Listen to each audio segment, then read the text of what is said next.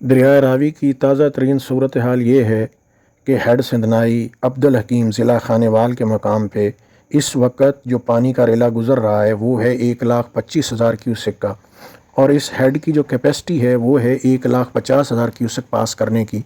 तो जिस तरह से पानी मुसलसल बढ़ रहा है तो इस हेड को बचाने के लिए इनको जो निकासू है वो तोड़ना पड़ेगा, और वो टूटेगा तो उसके बाद दिरखाना और उसके जितने भी करीबी इलाके हैं वो ज़ेर आब होंगे और लोगों का काफ़ी नुकसान होगा, फसलों का और जानवरों का और घरों का।